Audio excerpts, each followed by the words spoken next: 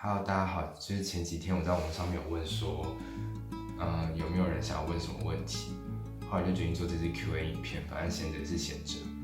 说到就是闲着，就是我知道就是台湾很多朋友现在很忙，尤其是中心的朋友们，现在 run 棚对不对？就是你们一定要好好的加油。我每次在捷克时间晚上9点。看到就是一堆人在发现实动态，就捷克时间晚上9点，应该是台湾的凌晨3点吧，然后就看到一堆人在新棚里面发动态，所以就是你们好好加油，然后祝你们顺利，然后对，好，话不多说，就直接进入第一题，然后我等一下可能会一直看稿，所以因为老实说我没有在这边开账户，因为衡量过后发现好像没有这个需要，但是其实学校会在刚开学的时候就协助你办账户，然后我听我的朋友他们说还蛮简单。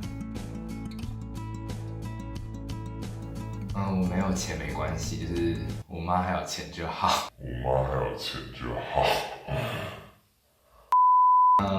其实老实讲，就是因为前几天才刚收到就是奖学金，然后一个月大概就这边学校提供的奖学金，然后一个月大概要新台币1万块，所以算是久旱逢甘霖。非常感谢问这题的同学，因为其实我都有留下我消费时候的收据，只是我一直没有把它输进 Excel， 然后为了回答这一题，我总算把它输进 Excel。然后8月份，周游欧洲的开销，我目前还不敢就是把它加总，但是9月份就是在捷克这边生活的这一个月，就是我有把它算出来，然后得出来的生活总开销是17682元，但是因为有些店没有给收据，所以估计应该是19000元左右。然后饮食的部分占了新台币5000元左右，然后住宿一个月就是住在宿舍这边一个月是新台币3500元，然后剩下的开销就大部分就是买生活用品的钱，因为9月份是到这边的第一个月，就我在这边的第一个月，所以生活用品的开销会稍微大一点，对。我觉得跟北欧国家相比，这边的人英文相对没有那么好，但是基本上年轻人都会说一些英文，然后状况可能就是跟台湾有点像。然后比较有趣的是，就是我觉得就是欧洲人，当然英国除外，就是他们的用字遣词会比较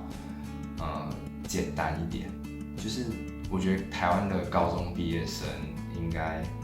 词汇量都会比欧洲人还要多，但是，但我觉得我们的流利，就是讲句子的流利程度就没有他们那么好。我在沟通的时候也会避免用到太就是艰难或者是太口语片语的词汇。例如有时候会说我要加值，然后我就讲 top up， 但是有些人就可能会听不太懂，说这是什么片语，对，然后所以我就必须要讲put， 我就可能会说 put some money in your car 之类的，对，我没有要炫耀说我词汇量有多么高，只是就是你在讲英文的时候会尽量可能会用就是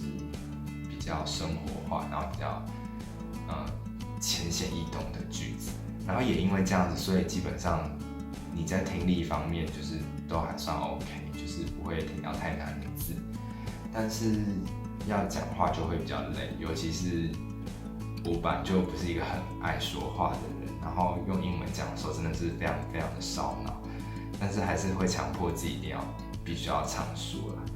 然后目前就是遇到最难的情况，应该是讲台湾的政治情况和历史，就是每次讲完都不知道他们理解多少。然后目前学了一些的捷克文，但是捷克文真的很难。我也想念很多人，但是我觉得就是人常常就是你在一个地方，你就会想念另外一个地方的人。然后你在另外一个地方，你就会想念原本那个地方，又或者是另外一个地方的人，所以我就觉得倒不如就是好好珍惜眼前的身边的人吧。而且我很快要回去了，现在已经10月了，好吗？我2月就回去了。其实可以讲很多，就是你如果有问题的话，可以私底下问我。但是简单来说，最重要的就是托福成绩和钱。然后要有好的托福成绩，有时候也是要钱。所以总而言之，钱是最重要的东西。我觉得很主观，对我来说还蛮有难度的，尤其是多了说跟写这2个台湾学比较弱的项目。然后，如果英文底子不好的话，最好是每天都可以念，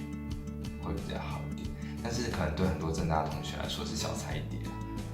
哦对，然后为什么欧洲的学生都不用考托福就可以交换？对，道理何在？托福真是有够贵。一时间想不出太特别的经验，但对我来说最开心的就是真的认识到很多不同国家的人。然后，不过要记很多国籍跟名字，真的是超级难的事情。我一开始1个月，我大概只认得脸，然后就是他们从哪里来，我大家都记不太起来，名字也是，尤其是有些国家的人名字超级难发音，我到现在还是不会，可能还是不会发。对。然后目前为止遇到的同学和学生们人都很好，就是没有什么歧视啊、排挤的状况出现。对。然后我觉得在这边感觉比较没有所谓的人情压力，就是说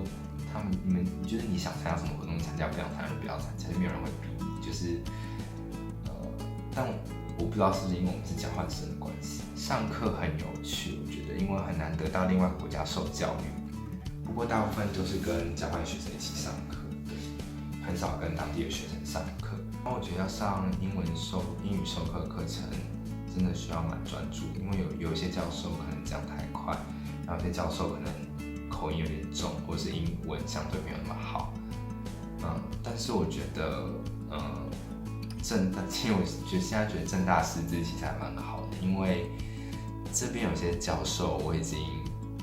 看透他的套路，怎么讲，就是已经大概知道他想要整学期大概会讲什么东西，所以就觉得有点无聊。对，然后而且这边老师就是只要上12周的课，而且一次的课是1.5小时，然后政大的老师要上18周的课，而且是3小时的课，真的是辛苦他们。其实硬要说的话还好，因为就是全球化跟资本主义已经让就是世界各国长得差不多，但是还是可以说几个啦。第一个是夜生活，就是这边就是几乎所有的店晚上就会打烊，只剩下酒吧跟夜店，然后不像台北，就是晚上就是还有什么 KTV 啊，然后成品啊，然后可以逛夜市啊，然后东区啊，什么购物等等，所以不得不说台北真的很棒。不过在这边呢，就是晚上就是常一抬头就可以看到满天的星星，然后就觉得也是不错啊。然后再来是交通的部分，交通的话，目前到的欧洲国家真的是每个国家都很礼让行人，就是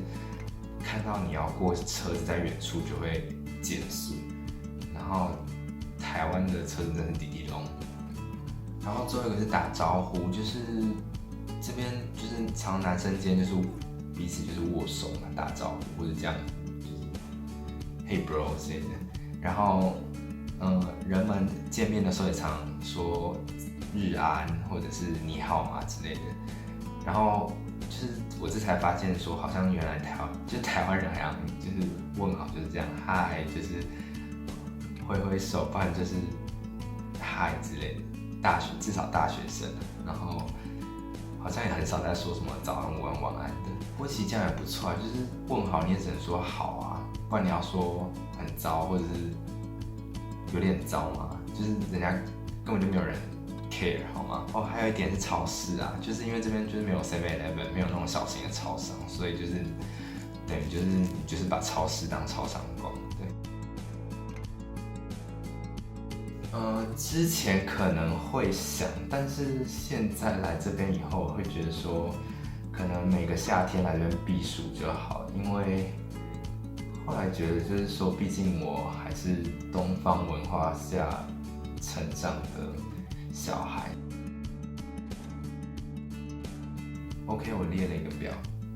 蚵仔煎，然后1号，然后三杯鸡、炸甜不辣、炸百叶、空心菜跟高丽菜，因为这边的蔬菜都怪怪的。然后3宝饭，麦当劳的玉米浓汤，就是好像玉米浓汤只有麦当劳，玉米浓汤只有台湾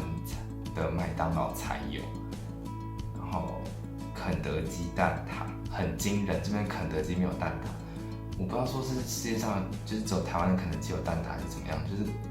我那时候在肯德基想点蛋挞，结果点不到，真的是吓死人。然后再来是一些日式料理，如好吃的寿司，这边的寿司吃到饱，台币快500块，我自己吃这样的寿司没有吃超过300块过。然后品质也不知道，这边寿司品质也不知道怎么样，所以我不敢尝试。然后拉面，对，这边好像找不到拉面，在柏林有拉面店很好吃，但是这边好像没有。然后铁板烧，然后我妈煮的菜，还有水，捷克水不好喝，北欧的水很好喝，但是捷克水否。没有意外的话，应该是维也纳，但是其实我还蛮想要再去一次瑞士或冰岛的，因为我现在有点看腻，就是城堡教堂啊，然后广场这类的东西，或者也蛮想要去苏格兰的，因为听说很漂亮，就是一些自然景观的部分，自然景观真的是永远看不腻，但是那些建筑那些东西就，然后有些过于诡谲的问题啊，就是我可能私底下跟你说会比较清楚一点。然后就大概这样了，我觉得不知道会剪成几分钟影片，希望不要太长。今天的影片就先这样了，拜拜。